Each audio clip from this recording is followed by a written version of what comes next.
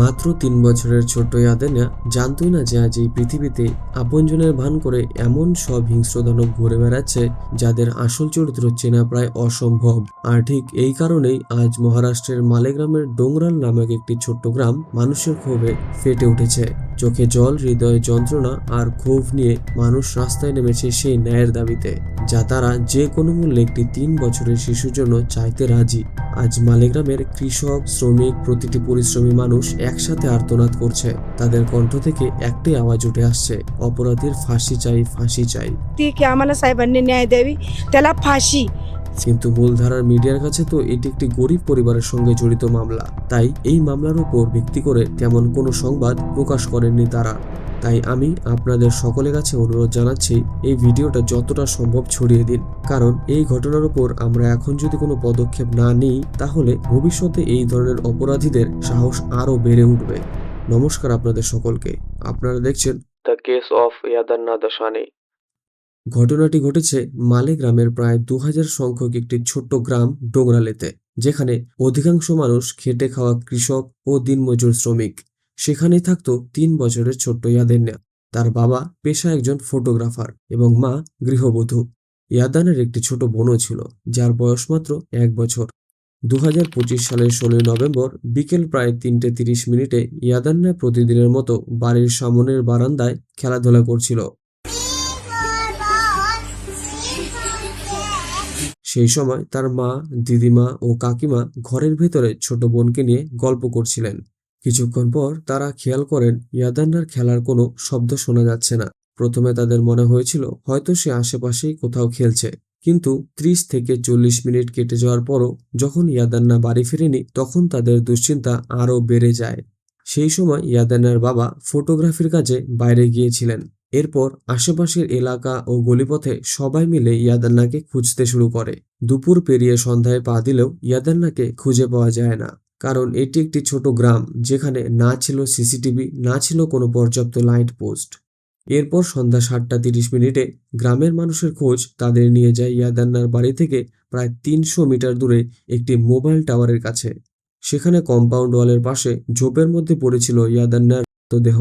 তার শরীরে ছিল একাধিক আঘাতের চিহ্ন, আর তার মাথাটিকে দেখে মনে হচ্ছিল যেন কেউ ভারী পাথর দিয়ে থেতলে দিয়েছে। এমনকি সেই পাথরটিও তার দেহের পাশেই পড়েছিল।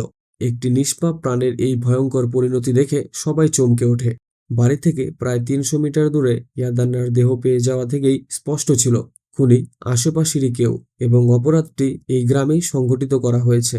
এরপর ইনভেস্টিগেশনে পুলিশ যখন পরিবার, প্রতিবেশী ও গ্রামের লোকজনকে জিজ্ঞাসাবাদ করতে শুরু করে তখন তাদের থেকে জানা যায় ইয়াদান্না সবসময় বাড়ির কাছেই পাড়ার বাচ্চাদের সঙ্গে খেলাধুলা করত।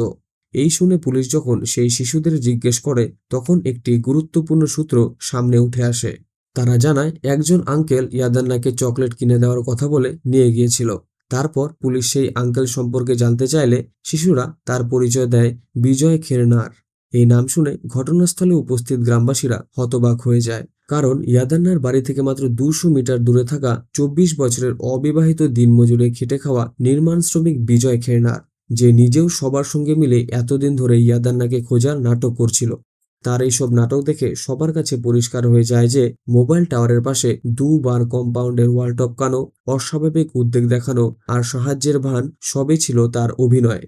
এরপর রাত প্রায় ৮:৩০ পুলিশ বিজয় খেরনারকে গ্রেপ্তার করে এবং মালেগ্রামের তালুকা পুলিশ স্টেশনে নিয়ে যায়। সেখানে জিজ্ঞাসাবাদের পর সে তার জঘন্য অপরাধের স্বীকারোক্তি দিতে শুরু করে। সে জানায় ১ মাস আগে ইয়াদান্নার বাবার সঙ্গে কোনো বিষয় নিয়ে তার ঝগড়া হয়েছিল এবং তারই প্রতিশোধ নেওয়ার জন্য সে বেছে নিয়েছিল এক চরম নীচ ও জঘন্য অপরাধ।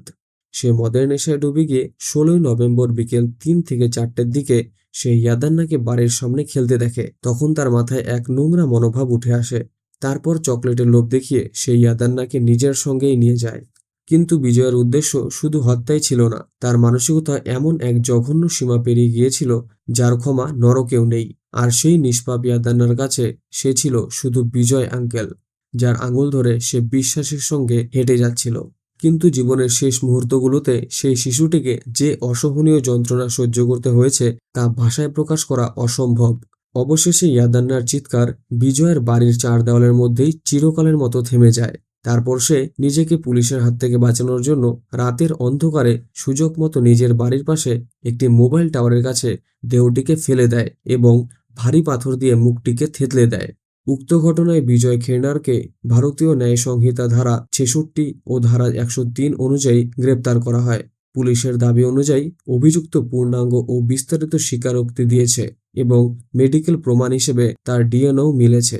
এরপর অভিযুক্তের প্রতিবাদে গ্রামবাসীরা ক্ষুব্ধ হয়ে রাস্তায় নামেন, কারণ তাদের আশঙ্কা যদি তারা নিজেরাই এক গরিব পরিবারের মেয়ের জন্য আওয়াজ না তোলেন তবে অন্যান্য মামলার মতো ইয়াদ্দান্নার পরিবারও বছরের পর বছর ন্যায়ের অপেক্ষায় চোখ শুকিয়ে ফেলবে।